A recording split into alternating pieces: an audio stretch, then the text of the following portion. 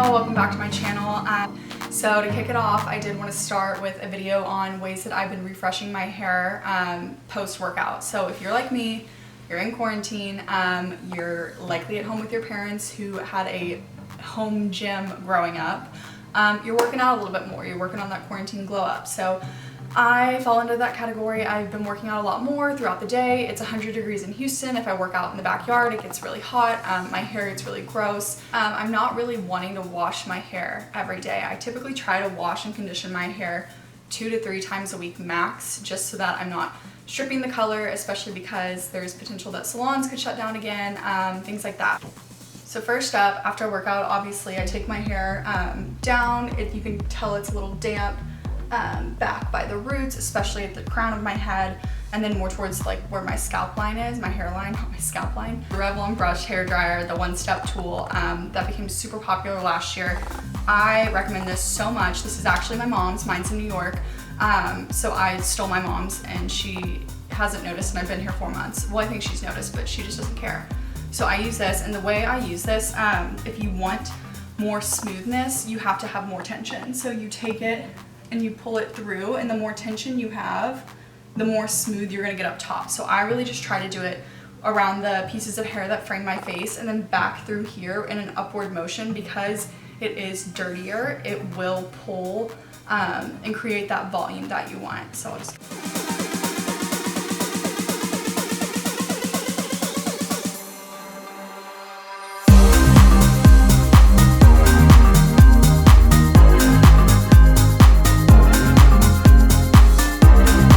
So that's what I do at my roots to kind of remove any excess, obviously, sweat, moisture, bind it together really. I remember when I was younger, whenever you would straighten your hair when it was dirty or greasy, it would straighten together because obviously the dirt and oil buildup would kind of fuse it together, which is gross, and someone's probably gonna comment on that, but it's okay.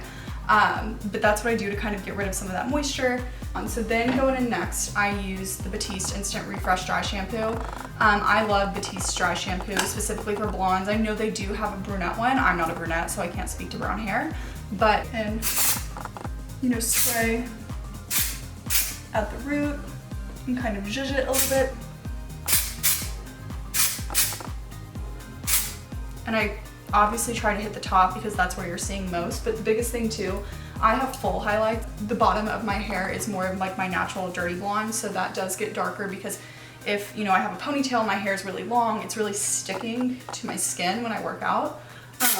So making sure that I get the bottom bits. And then I let that sit. That's the key to dry shampoo, I think, is that you want to let it sit. And some people do prefer a dry shampoo foam. I prefer a spray over a foam. I'm not really a big fan of foam because it does, I don't know if it's my hair type, it does typically make my hair a little bit greasier. Up next, I go through with a hair oil. So I have 2 different oils depending on what type of hair. I think that oils are also different for whatever you're using them for. Whenever I wash my hair and do the cleanse and I'm really trying to get my hair that soft, smooth silkiness, I use my Olaplex oil on damp hair. Whenever I'm trying to kind of revive dull hair or, you know, dry ends or something like that, I love going in with my Kenra moisturizing oil. You really can't over moisturize with this oil. It's kind of foolproof, which is great. And then if I'm wanting the smell and then a little bit more intense moisture, I go in with my Way Rose Hair and Body Oil. This one is a little bit more intense for my hair, so typically when I use it, it does leave it a little greasy, unfortunately. But it's great for like the beach or after like the pool or something, which I've been doing swimming laps, so it's been great. But so even on dry hair, I'll take my Kenra moisturizing oil and I will do a palmful, 1 palmful, rub it between my hands, and I will just kind of brush it through the mid to ends, mainly focusing on the ends because that's where, you know, the damage is done. And this oil does smell great too, like it does have a great scent to it. Really just focusing on the ends. I avoid the root because that's where we just put all that dry shampoo in and focus so much on getting moisture out. This is great too if you curl your hair or if you're crimping your hair, to go back in and kind of, you know, put a little bit on your hands, rub it through and piecemeal it, as I call it. That gives you the pretty influencer waves that everyone, you know, kind of strives to get. But I will go in through with Ways texturizing hairspray, or I do really like the Joico Body Shake texturizing finisher, and just kind of spray through the ends.